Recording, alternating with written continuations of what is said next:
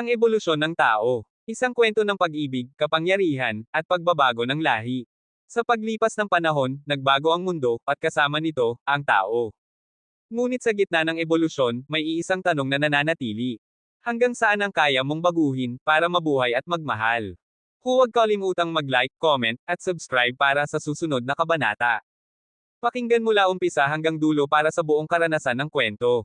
Kabanata 3281 hanggang Kabanata 3270. Kabanata 3281. Isang napakalaking bagyong elektriko ang bumabalot sa kalawakan sa paligid nila. Iba't ibang kulay ang umaagos, tinatakpan ang kalangitan. Isang kasapi ng tripulante ng barko ang tumakbo papasok sa silid. Halatang nagulat ito habang sumigaw, "Ginoo, masama ito. Nakatagpo tayo ng dambuhalang magnetic storm. Nawawala ng kontrol ang barko." Bago pa niya matapos ang sasabihin, biglang namatay ang mga ilaw ng barko. Naging madilim ang paligid. Pagkatapos ay naramdaman nilang dumudulas ang barko sa gilid. Karaniwan, ang barko ay may gravity system. Kahit pa ito tumagilid, mananatili pa ring normal ang balanse sa loob ng kabina. Hindi dapat magbago ang gravity. Nararamdaman ni Hansen na dumudulas ang barko. Ibig sabihin, may malaking problema ito, hindi na gumagana ang gravity. Mabilis na bumalik ang liwanag sa kanilang paningin.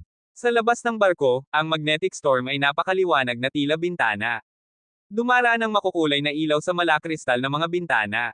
Ang loob ng barko ay nabalutan ng makukulay na sinag na halos makabulag sa mata. Ngunit kahit madilim o maliwanag, hindi nawawala ang paningin ni Hansen. Sa pamamagitan ng kristal na bintana, nakita niya na ang liwanag na iyon ay isang nilalang. Mukha itong Diyos na dragon. Ang katawan nito ay lumilipat sa pagitan ng mga substansya, at isang bahagi lamang ang nakikita. Breakworld Beast. Nakilala agad ni Hansen ang nilalang.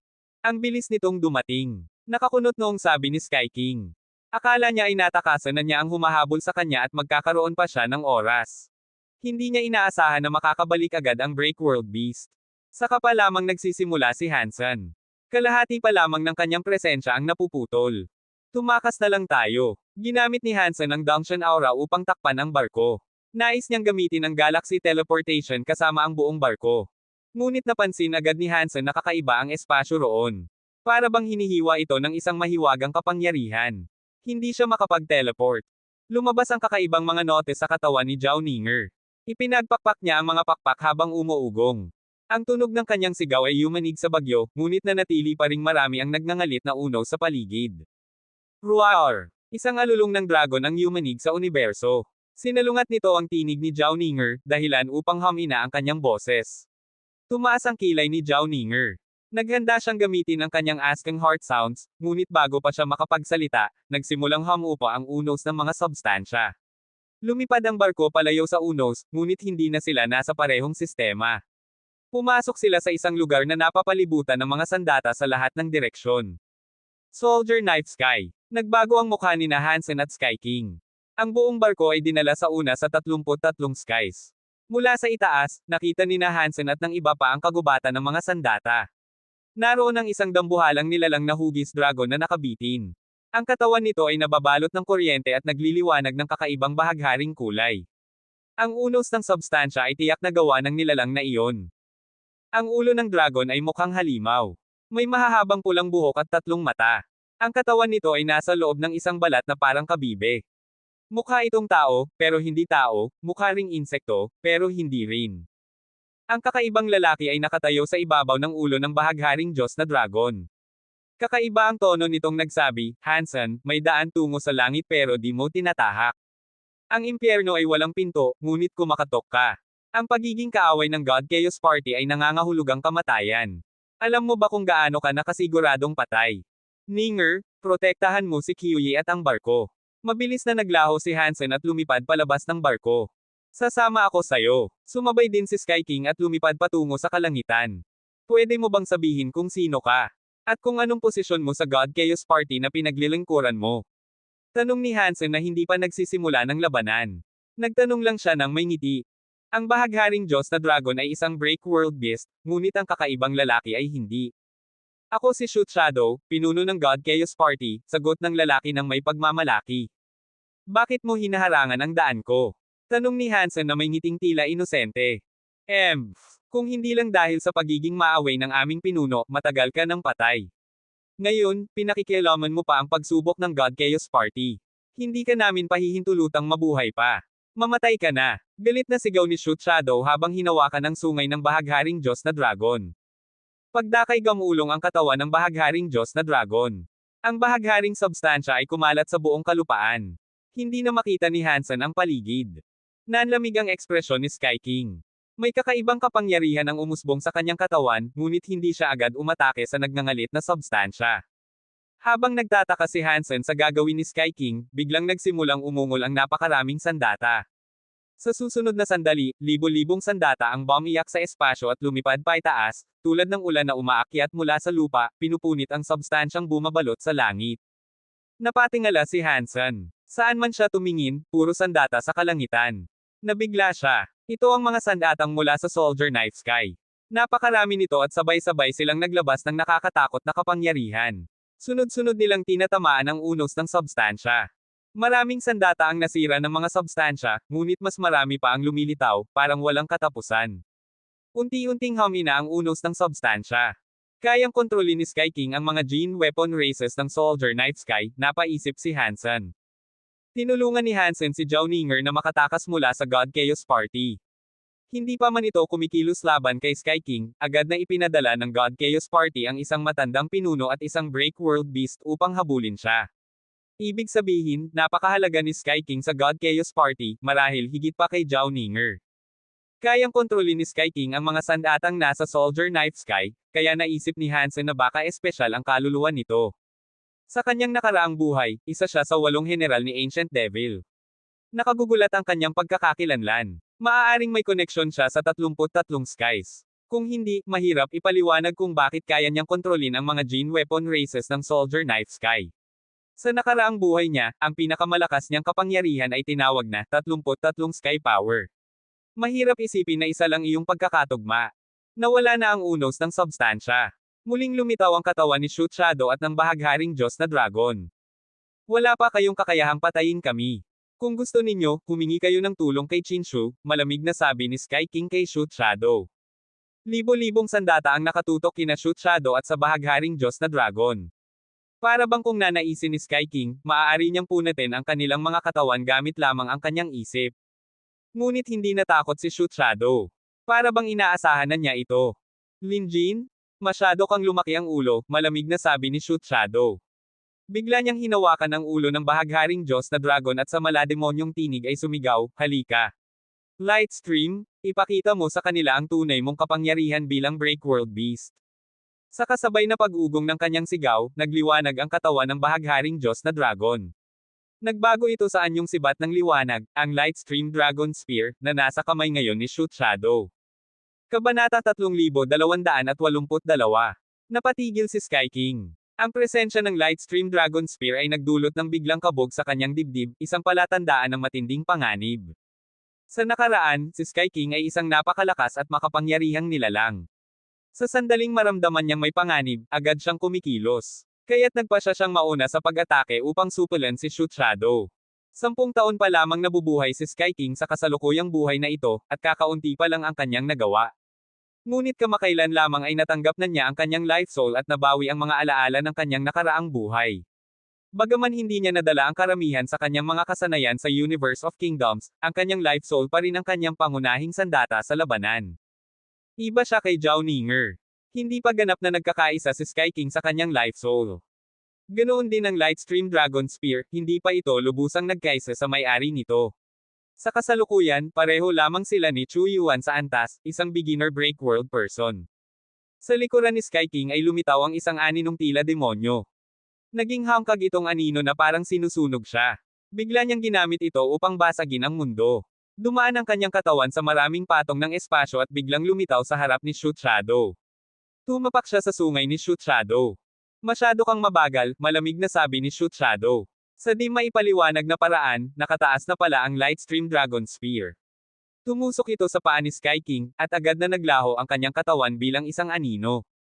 Kasabay nito, lumitaw ang isa pang anino ni Sky King sa likod ni Shoot Shadow. Isang kamay na nagliliyab ang tahimik na humawak sa direksyon ng puso ni Shoot Shadow. Napakadelikado mong tao. Hindi nakapagtataka na ikaw ang muling pagkakatawang tao ng taong iyon. Halos nailigaw mo ako, ngunit sayang, napakahina ng kapangyarihan mo. Nang halos tumama na ang kamay ni Sky King, tumingin si Shoot Shadow pabalik. Kumislap ang kanyang mga mata sa masamang liwanag. Bagaman tila imposible, biglang lumitaw sa harap ni Sky King ang Lightstream Dragon Spear. Tinamaan nito ang kamay niya. Alam ni Sky King na hindi na niya maiiwasan ito, kaya't hindi na siya nag-aksaya ng oras. Pinakawalan niya ang nakakatakot na enerhiya mula sa kanyang kamay upang salubungin ang kapangyarihan ng sibat. Inasahan niya ang malakas na pagsabog, ngunit matapos magtagpo ang dalawang puwersa, walang tunog na lumabas. Ang kamay ni Sky King ay dumaikit mismo sa Lightstream Dragon Spear. Ang pinakakakaiba, nagsimulang magliwanag ang katawan ni Sky King. Para bang unti-unti siyang nagiging liwanag. Sinubukan ni Sky King na igalaw ang kanyang katawan, ngunit hindi siya makagalaw. Para bang nawala sa kanya ang kontrol. Nanginginig lamang siya. Bigla siyang sumigaw ng malakas. Lahat ng sandata sa Soldier Knife Sky ay sabay-sabay na bumangon, parang baha na tumatakip sa langit at lupa. Lahat sila ay nakatutok kay Shoot Shadow. Hindi nagbago ang ekspresyon ni Shoot Shadow. Itinaas niya ang kamay at ginamit ang Lightstream Dragon Spear upang harangin ang ilang sandata sa kanyang harapan. Ngunit nang tumama ang mga sandata, gaya ni Sky King, agad silang dumaikit sa sibat. Sa sumunod na sandali, mas kakaibang bagay ang nangyari. Kahit gaano pa karaming sandata ang dumating, sa sandaling dumaikit sila sa sibat, agad silang hinihigop nito. At ang mga sandatang iyon ay humihigop din ng iba pang sandata. Sa loob lamang ng ilang saglit, matapos ma-absorb ng sibat ang napakaraming weapon gene races, nabuo ang isang anyong tila sapot ng gagamba. Nang inig ang mga ito, hindi makawala, at hindi na makapagbanta kay Shoot Shadow. Walang saysay ang ginagawa ninyo, natatawang sabi ni Shoot Shadow. Kapag nahigop ka ng kapangyarihan ng Dragon Spear, hindi ka na makakatakas. Wala pang nilalang na nakawala sa kapangyarihan nito. Kung hindi lang kailangan ng aming pinuno na mabuhay ka, matagal ka ng patay. Tiningnan ni Hansen ang mukha ni Sky King at alam niyang wala itong kakayahang makawala. Hinugot niya ang kanyang Inch Grey Sword at ginamit ang Break World Power ng Dangshan Sutra. Napangisi si Shoot Shadow nang makita ang espada ni Hansen. Ang espada ni Mr. Elder ay hindi nababasag. Sayang at hindi na siya ang pinuno ngayon. Wala akong pakialam kung sino ang may-ari. Hanggat nakakapatay ito, isa itong magandang espada. Hinugot ni Hansen ang espada at tumaga. Ginamit niya ang Super Spunk Power. Alam niyang kakaiba ang kapangyarihan ng Lightstream Dragon Spear, kaya't hindi siya nag-aksaya ng pagkakataon. Nais niyang patayin si Shoot Shadow sa isang atake.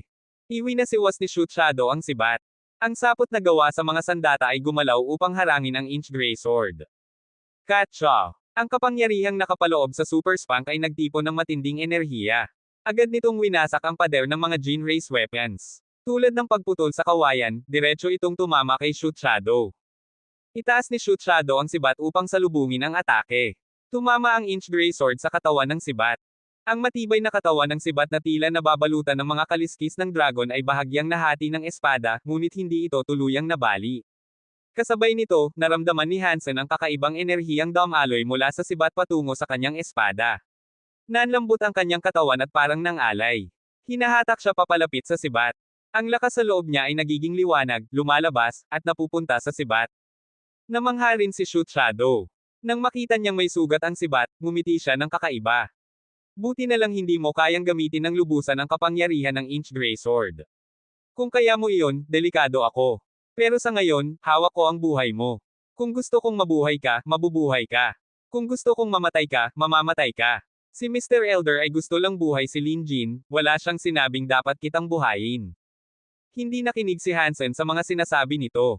Nag-ipon siya ng lakas upang makawala sa kakaibang puwersa ng sibat. Ngunit habang mas sinusubukan niyang kumawala, lalo siyang hinihigop nito. Habang mas ginagamit niya ang kanyang lakas, lalo siyang nanghihina. Ang enerhiya niya ay unti-unting nauubos. Ginamit ni Hansen ang Blood Pulse Sutra at ang Break World Power ng Dangshan Sutra, ngunit walang silbi. Lalo lamang niyang naramdaman na mas mabilis na nawawala ang kanyang lakas. Tumigil ka na. Walang saysay ang paglaban mo. Ang sino mang may buhay na dumaikit sa Lightstream Dragon Spear ay mauubos ang lahat ng lakas. Mas malakas ang enerhiya mo, mas pakikinabangan ito ng sibat. Lalo lamang itong lalakas. Kahit na 36% lang ang Break World rating ng sibat, kahit isang Break World Elite na may 60% rating ay hindi makakatakas dito. Tumawa ng kakaiba si Shoot Shadow. Bakit hindi ka nalang maghintay at hayaang sipsipin ka hanggang sa maubos? Nakangiting nakakunot noo si Hansen habang nag-iisip. Noong ginamit ko ang Dangshan Sutra Super Spank, nasaktan ko ang Lightstream Dragon Spear. Ibig sabihin, kaya ng Dangshan Sutra na sirain ang kapangyarihan ng sibat. Pero nang damakit ito, parang nagkadikit na parang pandikit ang espada at sibat, hindi ako makakilos. Kung mas malakas lang ang Dangshan Sutra power ko, baka mabasag ko ito gamit ang isang god weapon. Ginamit ni Hansen ang buong lakas ng Dangshan Sutra's Break World Power, ngunit hindi pa rin siya makawala sa puwersa ng pagsipsip ng sibat. Kung paigtingin ang Dangshan Sutra's Break World Power sa 30% at maging matatag ito, madali kong mababasag ang sibat. Pero paano ko mapapagana ang Dangshan Sutra's Break World Power sa 30%? Naiinis na tanong ni Hansen sa sarili. Katatapos pa lamang niyang maabot ang antas ng Break World gamit ang Dangshan Sutra. Ngunit ang umabot pa ito sa 30%, napakahirap. Kabanata 3283.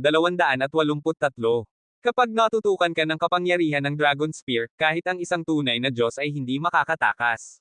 Mas mabuti pang sumuko ka na, malamig na sabi ni Shoot Shadow, habang hawak ng isang kamay ang Dragon Spear at lumilikha ng kakaibang madilim na enerhiya gamit ang kabila. Ang itim na ani ng kapangyarihang iyon ay hindi galing sa sibat, kundi sa sariling Break World Power ni Shoot Shadow.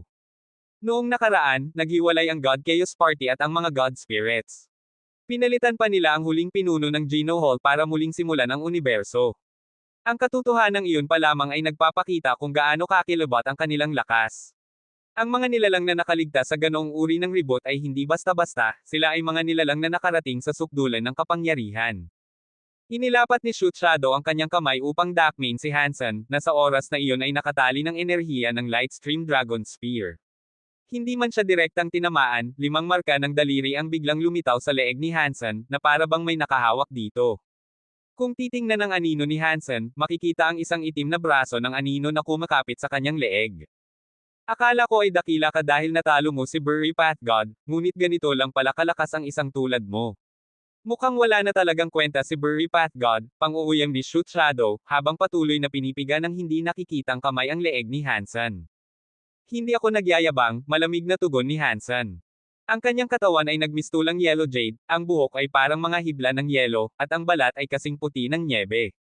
Ang liwanag na nagmumula sa kanya ay sobrang banal, para bang isang sagradong Diyos mula sa mundong nyebe ang bumaba sa lupa. Kahit si Zhao Ninger, na nasa loob ng barko, ay napahinto at nakaramdam ng hiya. Hindi niya akalaing may ganoong kabainggong presensya sa mundo. Ngunit ang mapanuyang tawa ni Shoot Shadow ay naputol bigla. Ang liwanag ni Hansen ay napakabanal kaya't pati ang anino niya ay naglaho. Ang kapangyarihan ni Shoot Shadow ay tuluyang naglaho rin. Imposible. Paano magkakaroon ng ganitong kaputian ng enerhiya? Kahit ang Light God ng 12 annihilation classes ay hindi ganito kadalisay. Gulat na sigaw ni Shoot Shadow Elder. Ang kapangyarihan niya ay kontrolin ang mga anino ng daigdig, ngunit ngayon, ang katawan ni Hansen ay napakadalisay kaya't wala siyang anino. Kung walang liwanag, walang dilim. Ang liwanag at dilim ay dalawang mukha ng iisang barya. Si Light God ay hindi banal. Hindi mo ba iyon naiintindihan? Kalmadong tugon ni Hansen. Sa sandaling iyon, kumigpit ang hawak niya sa Inch Grey Sword, at umapaw ang 3 Break World Powers, ang Dangshan Sutra, Blood Pulse Sutra, at Jad Esken sa Break World Mode. Pinag-isa niya ang mga ito at nilikha ang isang puwersang hindi masusukat. Katcha! Ang sibat na pumihil sa kanya kanina ay unti-unting napaatras. Ang katawan ng sibat ay nagkaroon ng mga bitek. Ang kapangyarihan ni Hansen ay hindi pa lubos na konsolidado, ngunit ang 3 Break World Energies na pinagsanib niya ay bumuo ng napakalakas na puwersa, sapat para supulan ang kahit solidong Break World Power ng sibat. Hindi niya kailangang umasa sa talas ng espada o sa bigat ng hampas, sapat na ang kanyang dalisay na lakas. Imposible, ang iyong Break World Power ay hindi pa ganap. Paano mo nagagawa ito? Halos hindi makapaniwalang sigaw ni Shoot Shadow, habang nakikita niyang unti-unting nadudurog ang sibat. Ginamit ni Shoot Shadow ang 2 kamay, ipinuhos ang lahat ng lakas, ngunit unti-unti pa ring nabubuwag ang sibat.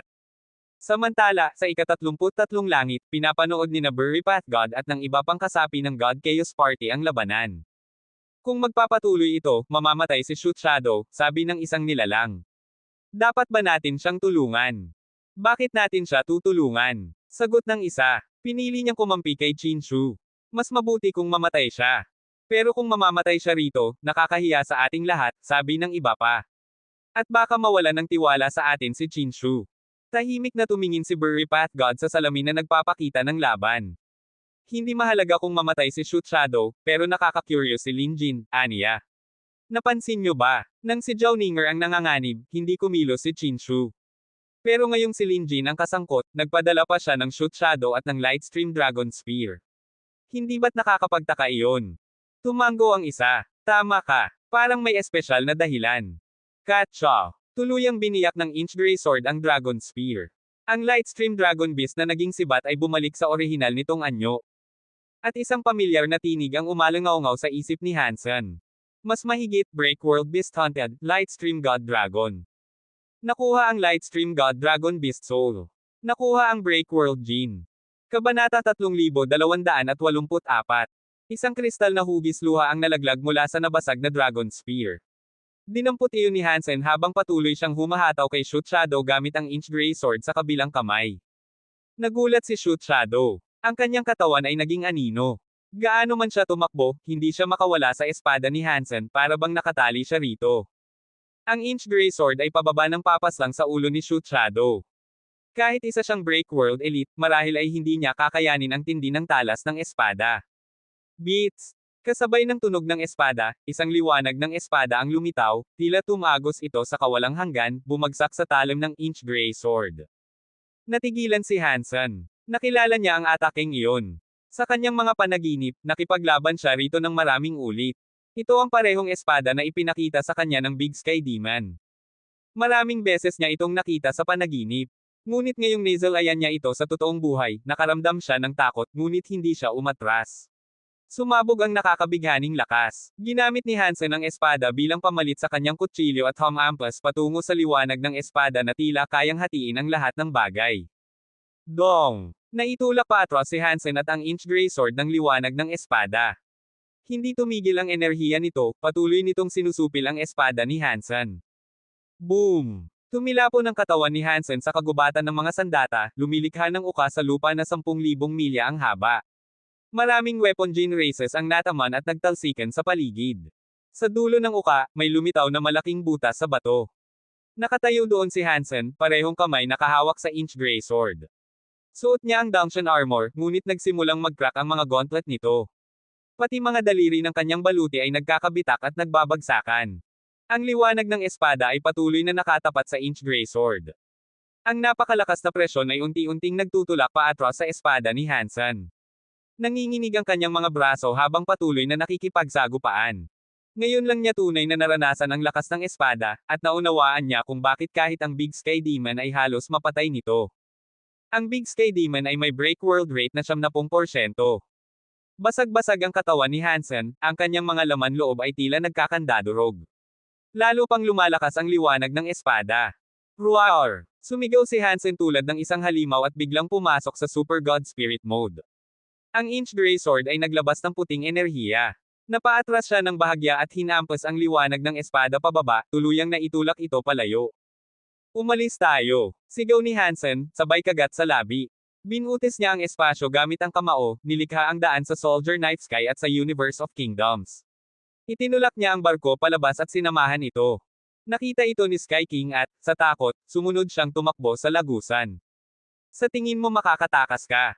Hindi ganoon kadali. Sigaw ni Shoot Shadow habang nagiging libo-libong nakakatakot na anino.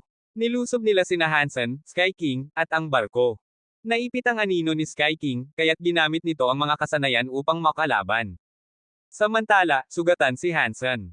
Ginamit niya ang lahat ng lakas upang buksan ang lagusan at itulak ang barko, ngunit wala na siyang enerhiya para labanan ang mga anino. Ding! Isang tunog ng musika ang umalangaw-ngaw, parang alon na pumulandit at nagtaboy sa mga anino. Lumipad mula sa barko ang isang Phoenix Head Harp. Lumutang ito sa likod ni Hansen, at kusa nitong tinugtog ang mga kwerdas, lumilikha ng nakakakilabot na tugtugin. Sa wakas, napilitang makalabas si Hansen sa Soldier Night Sky. Hinablat niya ang Phoenix Head Harp at biglang lumitaw sa ibabaw ng barko. Kinuha niya si Zhao Qiuyi at ginamit ang Galaxy Teleportation upang maglaho. Hinahabol sila ng God Chaos Party, si Hansen at Zhao Ninger ang tunay na target. Kung wala sila sa barko, ligtas ang natitira. Ginamit ni Hansen ang Galaxy Teleportation kahit patuloy siyang dumudugo. Kahit ito'y kapangyarihan ng Blood Pulse Sutra, hindi niya mapigil ang mawala ang dugo.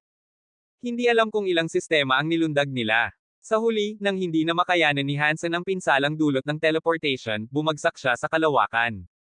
Ngunit ang liwanag ng espada ay tila maltong sumusunod, binasag ang espasyo at muling bumaba. Hindi na niya mapanatili ang Super God Spirit Mode. Sugatan at pagod, pinag-isipan ni Hansen ang lahat habang papalapit ang liwanag ng espada. Kumilos ang mga kwerdes ng Phoenix Head Harp, lumilikha ng malakas na tunog na parang unos na may kulog. Nabuo ang mga alon ng enerhiya laban sa liwanag ng espada. Ngunit parang matalim na talim ang liwanag, binaliwala ang tunog at tinaga pababa, tina-target ang Alpha. Alam ni Hansen na ang ataking iyon ay kayang pumatay kahit kay Zhao Ninger, na may break world rate na higit 60%. Ngunit nang dumaikit ito sa liwanag ng espada, naramdaman ni Hansen ang pamilyar na kapangyarihan, ang lakas ng Black Crystal Armor. Ang Black Crystal Armor na minsang tumulong sa kanya ay ngayon ang naging pinakamalaking banta. Parang pang-ani ng kamatayan na nakalaan para sa kanya. Alam ni Hansen na kailangan niyang pagtagumpayan ito balang araw, kung hindi, hindi niya kailanman mababawi ang Black Crystal Armor mula kay Chinshu. Nang tumama ang liwanag ng espada sa Alpha, ito ay nabasag. Hindi nito napigilan ang habol ng liwanag, na ngayoy pababa na sa kanya. Gamulong si Hansen sa lupa. Nang inig ang Inch Grey Sword. Ang bawat selula ng kanyang katawan ay umuungol sa sakit. Wala na siyang pagpipilian. Kailangan niyang harapin ito. Kailangan niyang mabuhay. Ang tanging paraan ay lumaban. Gusto mo akong patayin, ako, si Hansen. Hindi ganoon kadali. Sigaw niya habang pumutok ang kakaibang enerhiya mula sa loob ng kanyang katawan, ang The Story of Jin's Power. Ngunit ang ginamit niya ngayon ay kabaligtaran nito, ang Reverse Story of Jins. Ang normal na Story of Jins ay hindi para sa labanan, ngunit ang baligtad nitong anyo ay nakasisira. Isang segundo pa lamang itong gumagana, halos sumabog na ang katawan ni Hansen. Ganoon katindi ang kapangyarihan. Ngayon, wala siyang ibang opsyon kundi subukan ito. Kailangan niyang malaman kung sino ang mauunang sumabog, ang kanyang katawan o ang espada. Hindi niya alam kung kaya ng Reverse Story of Jins ang liwanag ng espada. Ngunit wala na siyang pagpipilian. Ang espada ni Chinshu ay napakalakas, hindi lang dahil sa sarili nitong lakas, kundi dahil sa Black Crystal Armor na suot niya. Bilang dating tagapagsuot nito, alam ni Hansen kung gaano ito kasindek-sindek. Pang! Pang! Pang! Pumutok ang mga selula ni Hansen. Ang buong katawan niya ay tila sumasabog, ang laman at buto ay halos maghiwalay. Ngunit hindi niya inalintana ang sakit. Dumurugo, nanginginig, at sugatan, hinawakan niya ang Inch Grey Sword at muling hinampas ang liwanag ng espada. Kabanata 3285. Ang liwanag ng espada ay nawasak. Pagkatapos nitong masira, isang ulap ng dugo ang lumitaw, ngunit agad din itong naglaho, ganoon din ang presensya ni Hansen at ng dalawang magkapatid na Zhao. Lahat sila ay nawala. Ang mga nakakatakot na nilalang ng 33 skies ay napatigil sa gulat. Nakakatakot talaga ang espada ni Chinshu, sino ba naman ang hindi matatakot dito? Kahit na si Hansen ay nakatalo na kay Burry Path God, hindi niya kayang pigilan ang liwanag ng espada ni Chinshu. Dahil dito, namutla si Burry Path God at ang iba pang kasapi ng God Chaos Party. Sa isang lumang tore, tila may kakaibang kislap sa mga mata ni Chinshu habang sinabi niya, nawasak niya ang liwanag ng espada. Nakaka-interes itong taong ito. Mukhang may dahilan kung bakit piniling magtago sa kanya ang Black Crystal Armor. Biglang sumakit ang katawan ni Chinshu, at nagsimula itong manginig habang pinipilit tiisin ang sakit. Matagal siyang nanatiling nakatayo. Tinatangka niyang mabawi ang kontrol. Sayang lang, dahil ang mga bagay na nasa aking kamay ay hindi na muling makukuha o makokontrol ng iba. Matigas ang tinig ni Chinshu. Hinayaan niyang dumaloy ang sakit ngunit hindi siya gumalaw. Samantala, sa isang maliit na walang pangalang planeta, namumutla si Zhao Ninger. Ang kanyang puting kasuotan ay nabahira ng dugo. Ate, ayos ka lang ba? Mabilis na lumapit si Zhao Qiuyi, puno ng pag-aalala. Ayos lang ako, sagot ni Zhao Ninger at umiling. Paglingon niya, tumingin siya sa isang anino sa loob ng kuweba kasama nila. Hindi naman ganoon kalala ang kanyang sugat, ngunit ang lalaking nasa tabi nila, si Hansen, ay halos hindi na makilala. Ang kanyang mga braso ay parang sumabog, puno ng sugat ang buong katawan, parang isang granada ang pumutok sa laman. Ang tanging nakaliligtas lamang ay ang kanyang dugo, na naging parang kristal at naniga sa loob ng kanyang mga ugat, kaya hindi tuluyang dumaloy palabas. Buhay pa ba siya? Tanong ni Zhao Qiuyi, halos manginig sa takot. Kung ibang tao iyon, tiyak na matagal nang patay. Sa palagay ko, buhay pa siya, sagot ni Zhao Ninger, bagaman hindi rin siya sigurado. Wala ni isang bahagi ng katawan ni Hansen ang maayos. Lahat ng kanyang laman loob ay tila wasak na. Ngunit kahit ganoon, hindi pa rin nawawala ang presensya ni Hansen. Bukod doon, isang kakaibang puting kandila ang nagliliyab sa ibabaw ng kanyang ulo. Kapag sinusubukan ni Zhao Ninger o Zhao Qiuyi na lumapit, agad silang nakararamdam ng pagkahilo at kaguluhan sa isip. Alam ni Zhao Ninger na ang kandilang iyon ay lumabas mula mismo sa katawan ni Hansen, kaya hindi nila ito gaanong pinansin, hindi nila alam kung gaano ito kasindak. Ang kandilang iyon, kalahati na ang nasunog, ay may apoy na kulay asul na parang kaluluwang umiiyak. Sa kaharian ni Qin, kilala lamang ang kandilang iyon bilang Mirror Moon, isang bagay na kayang bumuhay ng patay. Ngunit hindi alam ng karamihan na kailangan nitong sunugin ang mga kaluluwa upang magawa iyon. Kapag naroon ang Mirror Moon, bawat nilalang na mamamatay ay maaakit ang kaluluwa sa apoy nito. Hindi na ito muling mare-reborn sa Geno Hall, bagkus, tuluyan na silang mawawala sa mundo. Ngunit ang paglitaw ng Mirror Moon sa pagkakataong ito ay hindi upang tulungan si Hansen. Wala itong pakialam kung sino siya, para rito, isa lang siyang nilalang, tao man, aso, o pusa, pare-pareho lang. Lumabas ito mula sa katawan ni Hansen dahil naramdaman nitong unti-unting humihiwalay ang kaluluwa niya. Naghihintay lang itong tuluyang makuha ang kanyang espiritu. Karaniwan, kapag ang buhay ng isang nilalang ay humihina, umaangat pataas ang kanyang kaluluwa, patungo sa Geno Hall. At ganoon na nga ang nangyayari kay Hansen, ang kanyang buhay ay halos wala na. Ngunit sa kabila nito, hindi umaalis ang kanyang kaluluwa sa katawan niya. Naguluhan ang Mirror Moon. Ang apoy nito ay kumikislap, sinusubukang hilahin palabas ang kaluluwa ni Hansen, ngunit hindi pa rin ito lumalabas. Dapat ay hindi na nito kailangang gawin iyon, napakarami namang kaluluwang maaaring makuha sa universo, ngunit iba si Hansen. Ang kanyang kaluluwa ay tila napakatamis para rito. Mas lalo pang kumislap ang asul na apoy, umaakit ng mga kaluluwa mula sa buong sistema. Ang mga ito'y pumapasok sa apoy at nasusunog, habang umuugong ang mga tinig ng iyak na kayang magpatindig ng balahibo. Ngunit hindi ito napansin ni na Zhao Ninger at Zhao Qiuyi. Ang tanging naramdaman nila ay ang biglang lamig sa loob ng kuweba. Hindi alintana ng Mirror Moon ang lahat, hindi nito maintindihan kung bakit nananatili pa rin ang kaluluwa ni Hansen. Hindi ito tao, wala itong emosyon o kuryosidad. Ngunit alam nitong may kakaiba sa espiritu ni Hansen, kaya lumapit ito sa kanya. Dama po ito sa kanyang noo, sa ibabaw ng basag na bungo kung saan kita na ang likidong utak.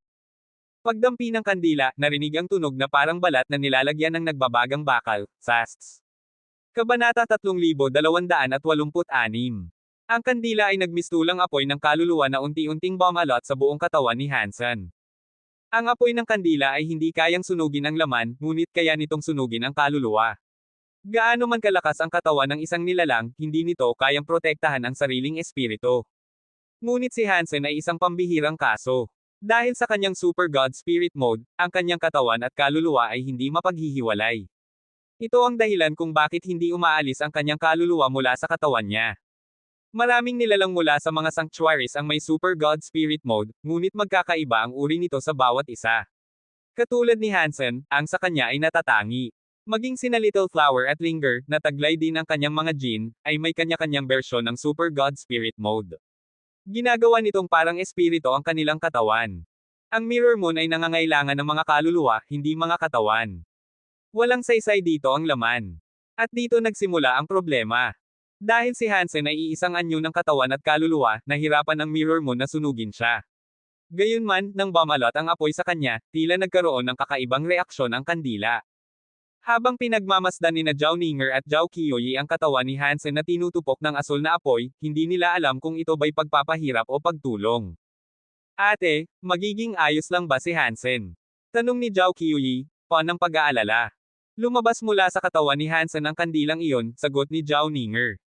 Kaya marahil pag-aari niya ito. Hindi siguro siya sasaktan niyan. Tutal, nasa bingit na siya ng kamatayan, tingnan na lang natin kung matutulungan siya nito. Nanatili silang pareho, walang magawa kundi panoorin habang nilalamon ng apoy ang katawan ni Hansen. Ang kanyang mga sugat ay muling bumuka habang ang laman at taba ay tila niluluto ng apoy. Ate, sigurado ka bang ayos lang ito? Tanong ni Zhao Qiuyi habang nanginginig. Mas mabuti nang may reaksyon kaysa tuluyang patay, sagot ni Zhao Ninger. Patuloy ang pagkasunog ng katawan ni Hansen. Mabagal ang pagkasunog ng laman at buto, ngunit umaagos ang makapal na usok, mga dumi na hindi kayang lumunin ng Mirror Moon. Ngunit bigla, ang katawan ni Hansen ay naglabas ng puting liwanag. Lumaganap ito at binali ang mga batas ng sansinukob. Muling naging Super God Spirit si Hansen. Ang lakas ng kanyang Super God Spirit mode, nang pagsamahin sa apoy ng Mirror Moon, ay hindi nakapigil sa apoy. Sa halip, lalo nitong pinalakas ang alab. Ngunit hindi iyon masamang bagay. Sa sandaling iyon, nagising ang kamalayan ni Hansen. Nang makita niya ang sariling anyo, nanlaki ang kanyang mga mata. Ang kanyang katawan ay wasak, kung ordinaryong tao siya, daan-daang beses na siyang dapat namatay. Tanging sa Super God Spirit mode lamang siya muling nabuhay. Kung hindi dahil sa Mirror Moon na nagpasigla ng mode na ito, matagal na sana siyang patay. Gayunman, habang binigyan siya nito ng panibagong buhay, nagdala rin ito ng bagong panganib. Ang apoy ng Mirror Moon ay patuloy na sinusunog ang kanyang kaluluwa. Kahit sa Super God Spirit mode, hindi niya ito mapigilan. Ano ba talaga ang Mirror Moon na ito? Kahit ang Super God Spirit mode ko ay sinusunog nito. Napakurap si Hansen, naguguluhan at nag-aalala. Alam niyang hindi ito oras para magtaka, kailangan niyang humanap ng paraan para makaligtas. Sa kabutihang palad, maaari pa rin niyang gamitin ang kanyang Geno Art sa loob ng Super God Spirit mode. Kaagad niyang ginamit ang isa para patayin ang apoy, ngunit nabigo siya. Ang apoy ay tila nakadikit mismo sa kanyang espiritu, walang kapangyarihan ang makakaapekto rito. Tanging ang Super God Spirit mode lamang ang may kaugnayan dito, ngunit pati iyon ay unti-unting pinahihina ng apoy. Ano itong bagay na ito? Napahawak sa ulo si Hansen. Kung magpapatuloy ito, mauubos siya hanggang sa maging abo, at hindi na rin siya muling maisisilang. Patuloy siyang binabalot ng apoy, at ang sakit ay umabot hanggang sa kaibuturan ng kanyang kaluluwa. Lahat ng paraan ay sinubukan niya, ngunit wala ni isa ang gumana.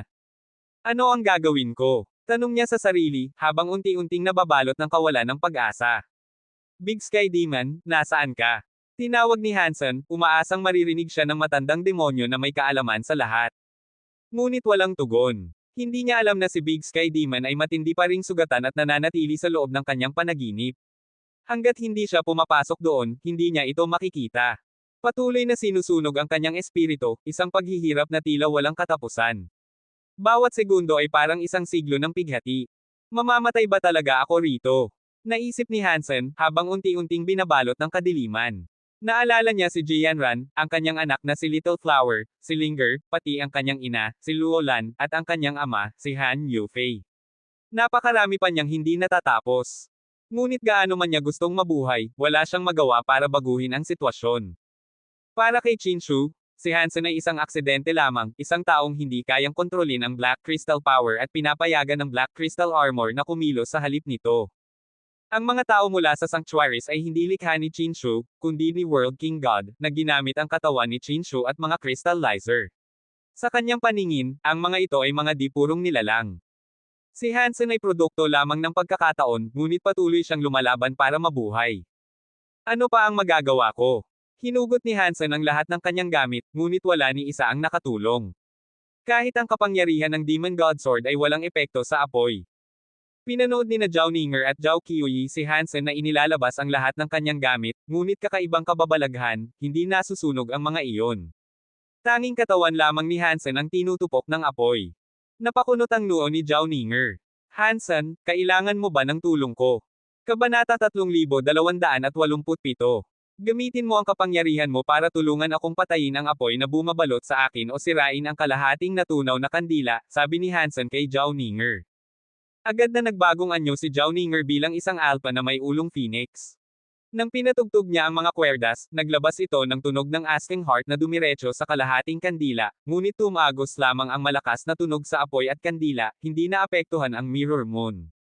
Si Hansen, na mahina na, ay tinamaan ng mga alon ng tunog. Huwag kang gagalaw, sigaw niya kaagad. Napagtanto niya na walang epekto ang mga tunog ni Zhao Ninger laban sa kandila, kung magpapatuloy siya, mas lalo lang siyang masasaktan. Kinuha ni Hansen ang Sky God Crown at ginamit ang kanyang katauhan bilang God of Wealth upang pumunta sa God of Wealth Temple. Ngunit agad siyang itinaboy pabalik. Inalis niya ang korona. Halos matupok ng apoy ang buong templo, kung hindi siya nakalabas kaagad, siguradong abo na iyon.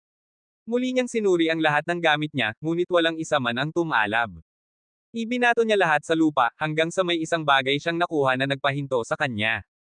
Kinuha ni Hansen ang isang kakaibang gene egg, kalahating puti at kalahating itim, may puting tuldok sa loob ng itim na bahagi at itim na tuldok sa loob ng puti. Ito ang ultimate egg na kamakailan lang niya nakuha. Marami na siyang inilabas na gamit, ngunit kahit ang Inch Grey Sword ay walang nagawa laban sa apoy. Nang dumaikit ang ultimate egg sa apoy, may nagbago. Ramdam ni Hansen ang tibok ng puso mula sa itlog. Umikot ang itim at puting simbolo ng Tai Chi. Para siyang isang taong nalunod na kumapit sa lubid ng pag-asa. Hindi siya gumalaw, hinawakan lang niya ang itlog at umasa na ito ang makapagliligtas sa kanya. Nagpakita ng reaksyon ang itlog pero hindi nito mapatay ang apoy. Mabagal lang ang ikot ng Tai Chi at tila walang pakialam sa apoy. Ipinadaloy ni Hansen ang sarili niyang kapangyarihan papunta sa itlog, ngunit wala pa ring epekto, even ang Super God Spirit Mode niya ay hindi iyon magising. Mahina na siya, at humihina rin ang Super God Spirit Mode. Kung magpapatuloy ito, kamatayan lang ang dulo. Sige, tignan natin kung ano ang mangyayari, sabi ni Hansen, sabay lunok sa Ultimate Egg. Wala siyang gaanong pag-asa, ngunit ayaw niyang basta na lang mamatay ng walang ginagawa. Ang manatili roon at masunog ng buhay ay walang saysay. Pagkapasok ng Ultimate Egg sa kanyang katawan, agad itong kumalat. Nasa gitna ng kanyang katawan ang itlog, at binaligtad nito ang Super God Spirit Mode ni Hansen, mula puti naging ginto, tulad ng sumisikat na araw. Pamilyar sa kanya ang gintong kapangyarihan na iyon, ito ang kapangyarihan ni Chin Warner. Ang puwersa nitong kabaligtaran ay bumuo ng Reverse Super God Spirit Mode. Ang katawan ni Hansen ay napuno ng kapangyarihang kabaligtaran. Mula sa puting liwanag, ito'y naging gintong liwanag na lalong kumikintab. Noong una, pinipigilan siya ng mga batas ng universo, ngunit ngayon, wala na iyon. Naramdaman niyang naging magaan ang kanyang katawan. Kayang baligtarin ng Ultimate Egg ang Super God Spirit Mode. Gulat at tuwang sabi ni Hansen. Naunawaan niya kung bakit sinasabing malas ang sinumang may hawak nito, ang kapangyarihan nitong kabaligtaran ay hindi kayang tanggapin ng karaniwang nilalang. Kahit hindi ito inumin, ang pagdadala lamang ng itlog ay maaaring magdulot ng mga kamalasan dahil nilalabanan ng universo ang ganitong enerhiya. Ang Ultimate Egg ay hindi basta-basta, sino kaya talaga ang Wu Wei Dao Alpha? Siya ba talaga ang pinagmulan nito? Bulong ni Hansen, nagtataka. Ang Reverse Super God Spirit Mode ay kabaligtaran ng karaniwan. Ang normal na Super God Spirit Mode ay banayad ngunit matibay, kapag naging espiritu ang katawan ni Hansen, halos wala ng puwersang kayang makasakit sa kanya. Ngunit ang reverse mode ay kakaiba, may puwersang humihigop, parang lumulubog siya sa isang umiikot na bagyo. Ang apoy ng Mirror Moon Candle na bumabalot sa kanya ay ngayon sinisipsip ng Reverse Super God Spirit Mode, maging ang kandila mismo ay hinihigop. Nang sumama ang Mirror Moon sa loob ng utak ni Hansen, patuloy pa rin itong nagliliyab. Parang nagiging isang salaming bote siya na may apoy sa loob.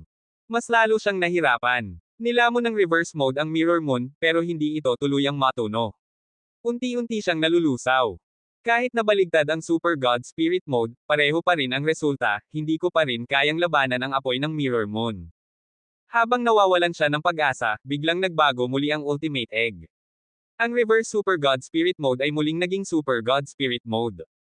Ang gintong liwanag ay muling naging puti, ngunit ang apoy ng Mirror Moon ay nananatiling naglalagablab sa loob niya. Si Zhao Ninger at Zhao Qiuli ay nagulat. Kitang-kita nilang nagbago si Hansen mula ginto, tapos naging puti. Pakiramdam ni Hansen ay parang nilalaro siya ng Ultimate Egg. Tuloy-tuloy ang pagbaligtad ng kanyang kapangyarihan, parang yin at yang, palaipat-lipat, walang pahinga. Lubhang sugatan at mahina, halos mamatay na siya. Sa halip na tulungan siya ng Ultimate Egg, mas lalo pa siyang isinadlak sa bingit ng kamatayan. Ngunit sa gitna ng panganib, may munting pag-asa siyang nakita. Kung kayang baliin ng Super God Spirit Mode ang mga batas ng mundo, baka may pag-asa pa akong mabuhay. Ang Ultimate Egg ay maaaring nagdulot ng gulo sa kanyang kapangyarihan, ngunit dahil doon, unti-unti niyang nauunawaan kung paano niya ito maaaring baligtarin, isang pagkakataon upang mabuhay. Kabanata 3288. Alam ni Hansen na kaunting oras na lang ang natitira sa kanya. Kapag lubusang naubos ang kanyang lakas, kahit may paraan siya para basagin ang mundo gamit ang Super God Spirit Mode, hindi na niya ito magagawa. Kailangan niyang gamitin ang Super God Spirit Mode upang basagin ang mundo, ngunit labis na ang pagkaubos ng kanyang enerhiya. Patuloy pa rin ang Ultimate Egg sa pagbabaligtad ng kanyang kapangyarihan, kaya't paulit-ulit siyang nagpapalit sa pagitan ng Super God Spirit Mode at Reverse Super God Spirit Mode. Sa tuwing napupunta siya sa reverse form, dama niya ang nakamamanghang kapangyarihan nito. Ang Super God Spirit Mode ay kapangyarihang di matatalo, habang ang Reverse Super God Spirit Mode ay tila may kakayahang sumipsip at wasakin ang lahat. Magkaiba man ang uri ng lakas, kapwa ito napakalakas. Noon pa man ay pinapangarap na ni Hansen na makamit ang reverse form. Ngayon, dahil sa Ultimate Egg, nagkaroon siya ng pagkakataon. Kahit ang isang Hangul ay matututo mula sa paulit-ulit na karanasan. Ngunit hindi Hangul si Hansen. Sa bawat pagkakataong binabaligtad ng Ultimate Egg ang kanyang katawan mula Super God Spirit Mode patungong Reverse Super God Spirit Mode, mas lalo niyang nauunawaan ang ugnayan ng dalawang lakas. Tiyak niyang kayanan niyang baguhin ang daloy ng kapangyarihan, ngunit ang basagin ng mundo gamit ito ay isang matinding pagsubok. Ang pinakamahirap ay ang balanse. Ang pagbasag sa mundo ay nangangailangan ng tamang timpla ng dalawang magkasalungat na puwersa, ang pangunahing kapangyarihan at ang kabaligtaran nito. Ngunit dahil sa Ultimate Egg, patuloy na nagbabago ang enerhiya sa katawan niya, kaya't hindi niya mahanap ang balanse. Wala siyang kasiguraduhan, ngunit wala na rin siyang oras para maghintay. Kung magpapatuloy pa ito, kahit magtagumpay siya, wala na siyang lakas upang labanan ang Mirror Moon. Buhay o kamatayan, dito na magtatapos ang lahat. Pinagdiinan ni Hansen ang kanyang mga ngipin. Nang ang Ultimate Egg ay muling nagpalit sa kanya sa Super God Spirit Mode, itinulak niya ang bahagi ng kanyang lakas upang pagsamahin ang dalawang puwersa, ang pangunahing at ang kabaligtaran. Dahil sanay na siya sa dalawang kapangyarihang ito, mas maayos silang naghalo kaysa inaasahan. Ang pagsasanib ng apoy at tubig, magkaiba ngunit kayang magtagpo. Hindi lamang ito dahil sa Ultimate Egg. Isa pang dahilan ay si Warner, na matagal na niyang pinalaki. Ang mga kapangyarihan nila ay nagkakontra at nagtutulungan sa paglipas ng mga taon. Dahil dito, nasanay ang kanyang Super God Spirit Mode sa kabaligtaran nitong enerhiya, kaya't madali na ngayong magtagpo ang dalawa. Maayos ang proseso, ngunit hindi pa rin siya nakaramdam ng ginhawa. Ang susunod na bahagi ang tunay na panganib. Ilang minuto pa lamang ay biglang binago ng Ultimate Egg ang daloy ng kanyang kapangyarihan, isang kabaligtaran na muli. Ito ang pinakamasamang senaryo. Habang pinipilit niyang pagsamahin ang dalawang magkasalungat na puwersa, biglang binaligtad ng Ultimate Egg ang lahat, ang kabaligtaran ay naging pangunahing, at ang pangunahing naging kabaligtaran. Sa halip na magtagpo ang dalawang magkaibang enerhiya, dalawang magkaparehong puwersa ang nagsalpukan, at bigo ang kanyang pagsubok. Isa pa, sigaw ni Hansen. Hindi siya nawala ng loob. Sa pagkakataong ito, pinilit niyang gamitin ang Reverse Super God Spirit Mode at pagsamahin ito sa normal na Super God Spirit Mode. Muli, maayos ang daloy. Ngunit ilang minuto lang, muling nagpalit ang Ultimate Egg. Tinutukan ni Hansen ang oras ng bawat pagbaligtad. Sa susunod na sandali, pinilit niyang sabayan ang pagbabago at pilitin ang tamang pagsasanib. Sa kabutihang palad, walang dugo na lumalabas sa kanya. Kung meron man, siguradong marami na ang nawala. Ngunit kahit pinilit niyang sabayan ang pagbabago, bumagal naman ang ritmo ng Ultimate Egg, kaya't muli siyang nabigo. Paulit-ulit niyang sinubukan, paulit-ulit ding bigo. Ang Ultimate Egg ay parang may sariling isip, parang batang naglalaro ng taguan o isang veteranong gerilya. Kapag lalapit siya, ito'y umaatres, kapag lalayo siya, ito'y sumusugod. Hindi niya mahuli ang tamang tiyempo. Habang lumilipas ang oras, ang liwanag ng katawan ni Hansen ay lalong dumidilim. Alam niyang ilang sandali na lang at hindi nakakayanin ng katawan niya ang presyon. 10 minuto pa, at tuluyan na siyang mawawala. Ngunit hindi siya sumuko. Hanggat may hininga pa, patuloy siyang lumalaban. Mula sa malayo, pinagmamasdan siya nina Zhao Ninger at Zhao Qiuyi. Paulit-ulit na nagpapalit ang gintong at puting liwanag sa katawan ni Hansen. Hindi nila alam kung ano ang ginagawa niya, ngunit alam nilang malubha na ang kanyang kalagayan. Naramdaman ni Zhao Ninger ang matinding pagkadismaya sa sarili dahil hindi siya makagawa ng kahit ano. Samantalang si Zhao Qiuyi ay labis na nalungkot habang unti-unting nawawala ang liwanag sa katawan ni Hansen. Muli, nabigo ang tiyempo ng Ultimate Egg, at gusto na sanang murahin ni Hansen ito, ngunit wala na siyang lakas para gawin iyon. Ramdam niyang palapit na ang dulo. Ang kanyang Super God Spirit Mode ay kumikislap na lang, parang kandilang nauupos. Buwisit ka. Kung gusto mong maglaro, makipaglaro ka sa akin. Galit na sigaw ni Hansen. Ngayon, hindi niya ginamit ang Super God Spirit Mode o Reverse Super God Spirit Mode, kundi ang Reverse the Story of Genes, ang kapangyarihang muntik nang pumatay sa kanya noon. Boom! Paglabas ng kapangyarihang iyon, sumabog ang Super God Spirit Mode ni Hansen. Para siyang nagmistulang tao na bomba, isang napakalakas na pagsabog. Kung gusto mong sumipsip, sige. Kung gusto mong maglaro, tara. Sigaw ni Hansen. Alam niyang hindi na siya mabubuhay kung patuloy lang siyang magpapadala. Ginamit niya ang Reverse the Story of Genes upang pasabugan ang sarili niyang espiritual na katawan, umaasang madadami ang Ultimate Egg o ang Mirror Moon, para kahit papaano, magkaroon siya ng pagkakataong mabuhay. Ang Mirror Moon ay matagal nang sumisipsip ng mga espiritual na enerhiya. Ngunit ngayon, nang sumabog ang katawan ni Hansen, nasipsip din nito ang bahagi ng pagsabog. Ang Mirror Moon, na parang imbakan ng mga espiritu, ay sumiklab. Sa halip na hamina, ito'y sumabog, ang apoy na dati patuloy na naglalagablab, ngayon ay pumutok sa isang nakasisilaw na liwanag. Kabanata 3289. Sina Zhao Qiuyi at Zhao Ninger ay napatitig habang sumabog si Hansen sa nakakasilaw na liwanag. Napakaliwanag ng pagsabog na hindi nila mabuksan ang kanilang mga mata. Pawang liwanag lamang ang kanilang nakita, wala nang iba. Pagkaraan ng ilang sandali, nang hamuupa ang liwanag, naglaho ang katawan ni Hansen. Ang tanging naiwan sa kuweba ay ang mga bagay na itinapon niya.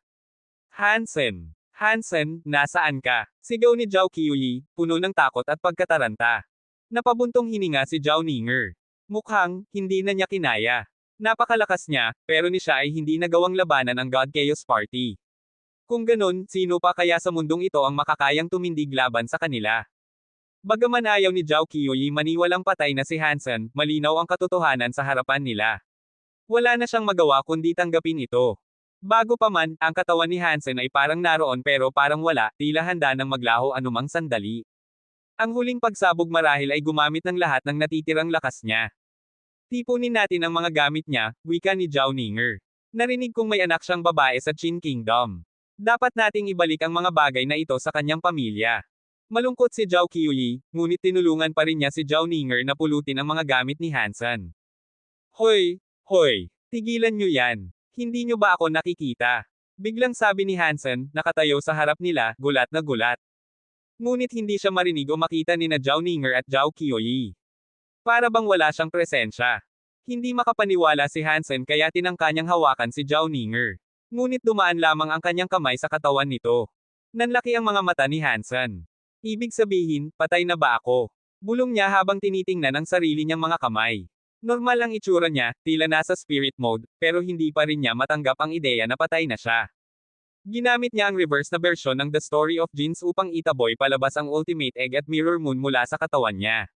Sa proseso, nagpasabog siya ng napakalakas na espiritual na enerhiya. Akala niya'y tuluyan na siyang mamamatay dahil halos gumuho na ang katawan niya kahit nasa Super God Spirit mode. Ngunit nang siya ay sumabog, ipinakita ng Ultimate Egg ang kakaibang kapangyarihan. Sa una, paulit-ulit nitong binabaliktad ang enerhiya ni Hansen. Hanggang sa tuluyan nitong pinabaliktad ang espiritual na kapangyarihan ng Mirror Moon.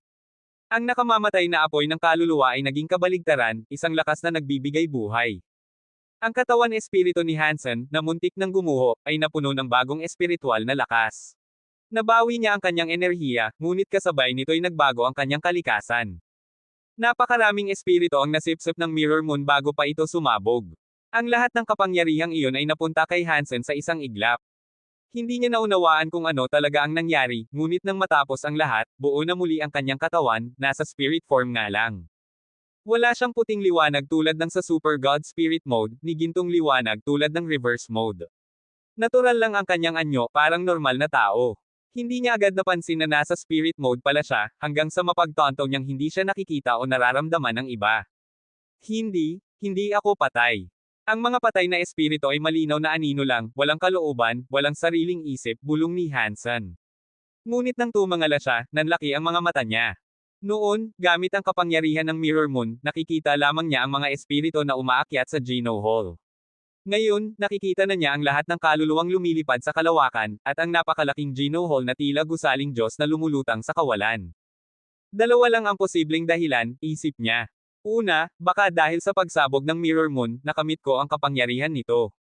O pangalawa, baka patay na nga talaga ako. Tinangka niyang pulutin ang kanyang mga gamit, ngunit tulad ng dati, hindi niya mahipo ang kahit ano. Hindi rin siya makagamit ng Geno Arts. Patay na nga ba talaga ako? Napahinto siya, nakatitig sa kanyang mga kamay, hindi makapaniwala. Matapos tipunin ni na Zhao Ninger at Zhao Qiuyi ang lahat, handa na silang umalis. Sinundan sila ni Hansen. Kahit hindi siya makita o marinig ng magkapatid, naririnig at nakikita naman niya sila. Kung pupunta sila sa Qin Kingdom, susundan ko sila.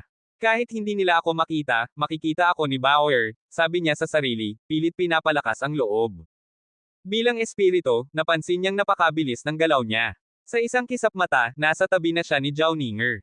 Nang maramdaman niyang kaya niyang makalipat sa anumang lugar sa tibok lamang ng puso, agad niyang sinubukan. Sa isang tibok, agad siyang napunta sa Feng Family Castle sa Jade Wall City, mas mabilis pa kaysa sa Galaxy Teleportation. Ganito pala ang tunay na anyo ng paglalakbay, namangha siya. Ngunit agad din siyang nalungkot. Wala rin namang silbi, mabilis nga, pero espiritu lang ako, hindi ko mahawakan ang mundo. Kabanata 3290. Kasama nina Feng Feifei at Feng Yinyin si Baoer. Hindi nila sinabi kay Baoer na nawawala si Hansen, dahil natatakot silang mag-alala ito. Nang makita nilang masayang kumakain, umiinom, at nanunood ng mga paboritong palabas si Baoer, tila wala itong iniintinding problema. Napabuntong hininga si Feng Feifei at naisip, kung may nangyari kay Hansen, hindi ko alam kung paano ko ipapaliwanag iyon kay Baoer. Tatay! Biglang sigaw ni Baoer habang nanunood. Itinapon niya ang kanyang merienda at tumalon sa ere, na para bang naroon si Hansen. Walang nakita sina Feng Feifei at Feng Yinyin. Yamakap si Baoer sa wala at bumagsak sa sahig. Baoer! Ayos ka lang ba? Dali-daling nilapitan siya ni Feng Feifei at Ainal Alayan. Ayos lang ako, sagot ni Baoer, ngunit nakatingin pa rin siya sa lugar kung saan siya tumalon. Tatay, pwede mo bang sabihin sa akin kung ano ang ginagawa mo ngayon? Masayang-masaya si Hansen. Kahit hindi siya mahawakan ni Baoer, nakikita siya nito. Ang pakiramdam na iyon ay mas masarap pa kaysa manalo sa loto. Ayos lang ako. Hindi ko lang alam kung bakit ganito ang katawan ko. Maliban sa iyo, wala nang ibang nakakakita o nakakaramdam sa akin, paliwanag ni Hansen. Ang weird naman nun. Bakit ka nagkaganyan? Tanong ni Baoer habang iniaabot ang maliit niyang kamay. Tulad ng inasahan ni Hansen, dumaan lang iyon sa kanyang katawan. Baoer, uulitin ko, sigurado ka bang ayos ka lang? Nag-aalalang tanong ni Feng Feifei. Sa paningin nila, parang sinasapian si Baoer at kinakausap ang isang multo. Tatay ang kausap ko, hindi nyo ba siya nakikita? Tanong ni Baoer sa kanila. Nagkatinginan ang magkapatid at umiling. Tinitigan nila si Baoer ng may pag-aalala. Patuloy na nakikipag-usap si Baoer kay Hansen, tumatalon-talon at sinusubukang abutin ito, ngunit wala siyang mahawakan. Sa paningin ni Feng Feifei at Feng Yinyin, lalo lang silang nasaktan. Inisip nila na sobrang miss na ni Baoer si Hansen kaya siya nakakakita ng mga ilusyon. Samantala, kahit hindi siya mahawakan, gamaan ang pakiramdam ni Hansen. May nakakaalam pa ring nandyan siya, hindi siya tuluyang parang multo. Baoer, aalis muna ako sandali, sabi ni Hansen. Dito ka muna sa kastilyo ng pamilya Feng. Malapit nang dumating sina Zhao Ninger at Zhao Qiuyi. Tulungan mong asikasuhin ang mga dala nila. At huwag mong bubunutin ang Inch Grey Sword. Isa iyong Break World Gene. Itago mo lang at siguraduhing ligtas. Tatay, saan ka pupunta? Tanong ni Baoer na kumikislap ang mga mata. Kailangan kong hanapin ang paraan para maayos ang katawan ko, tumingin si Hansen sa Geno Hall. Kung may makakatulong sa kanya, malamang ay si God Hall Leader o si Night God Nomon. Ang mga God Spirit ay mga espirito, at ang God Hall Leader ang pinuno ng lahat ng ito. Tiyak na alam niya ang tungkol sa mga espiritual na katawan. Samantala, si Night God Nomon ay gumamit na ng Mirror Moon dati, marahil may alam siya tungkol dito. Tiyak na may kinalaman ang nangyari kay Hansen sa Mirror Moon. Hindi alam ni Hansen kung nasaan si Night God Nomon, kaya nagpasya siyang puntahan muna ang Geno Hall at subukang alamin ang sagot. Iniwan niya si Baoer sa kastilyo at mabilis na lumipad patungo sa Geno Hall sa kalawakan. Ang Geno Hall ay nasa espasyo, ngunit wala itong tiyak na lokasyon. Kahit saan ka pumunta, hindi mo ito mararating sa karaniwang paraan. Pag-isip niya ng sandali, agad siyang nakarating sa harap ng mga pintuan nito. Hindi na bago kay Hansen ang mahiwagang Geno Hall. Marami na niya itong nakita sa Geno Universe, ngunit ngayong naroon siya, iba na ang pakiramdam niya rito. Dati, inakala niyang isa lang itong templong nakapatong sa isang piramide ng mga God Temple. Ngayon, wala na ang templong iyon. Sa halip, mayroong isang malaking vortex na parang itim na butas sa ilalim ng templo. Lumipad ang espiritual niyang katawan papunta roon at pumasok sa vortex. Ang buong Geno Hall ay parang isang dambuhalang halimaw na lumulunok ng mga kaluluwa, tulad ng isang dagat. Habang nakatayo siya sa harap ng Geno Hall at tinitingnan ang mga kaluluwang parang alon sa ilalim, nakaramdam siya ng kakaibang sensasyon. Ang mga tao sa mga santuwaryo ay kayang tumanggap ng mga beast soul. Iyon kaya ay paraan din ng pagtanggap ng mga kaluluwa. Iyon ang direksyong tinahak ni Chinshu at World King God. Kung ako ngayon ay isang purong espirito, katulad ko na rin ba ng isang beast soul o God spirit? Habang pinag-iisipan iyon, lalong nalito si Hansen. Ang mga espiritu na pumapasok sa Geno Hall, paano sila nagiging tulay sa pagitan ng dalawang universo? Ang Geno Hall ba ay talagang gitnang daanan ng dalawang mundo? May mga lihim pa ba itong hindi ko alam? Habang nag-iisip siya, narinig niya ang tunog na, "Katsa." Dahan daw ang bumukas ang mga pintuan ng Geno Hall. Isang maliwanag na liwanag ng Diyos ang lumabas mula sa siwang. Marami ng beses na nakita ni Hansen ang liwanag na iyon, ngunit noon, hindi niya ito matano dahil sa kanyang kahinaan. Ngayon, kaya na niyang tumingin sa loob. Sa pagbukas ng pinto, nakita niya kung ano ang naroon sa kabila. Ang mga espiritu sa paligid ay biglang tumigil sa pagkalito at nagsimulang magmadali patungo sa pinto, tila tinawag ng isang puwersa. Ang mahihinang espiritu ay hindi nakatakas sa vortex at agad na nilamon nito. Ang malalakas naman ay nakarating sa harap ng Geno Hall, pilit na pumapasok sa pinto. Ngunit nang pumasok sila sa liwanag, parang yelo silang tinamaan ng apoy, natunaw ang kanilang mga katawan. Gayunman, patuloy pa rin silang sumulong, ngunit walang isa mang nakapasok. Lahat ay naglaho sa liwanag ng Diyos. Sa ilang sandali lang, 10,000 espiritu ang naglaho. Napakunot ang noo ni Hansen sa nakita. Ang tungkulin ng Geno Hall ay panatilihin ang balanse ng universo. Dapat ba nitong paksain ang mga espiritu? Hindi ba dapat ay i-reincarnate sila? May halong pagdududa ang tinig ni Hansen habang pinag-iisipan ang lahat. At noon, may babaeng tinig na lumabas mula sa loob ng liwanag.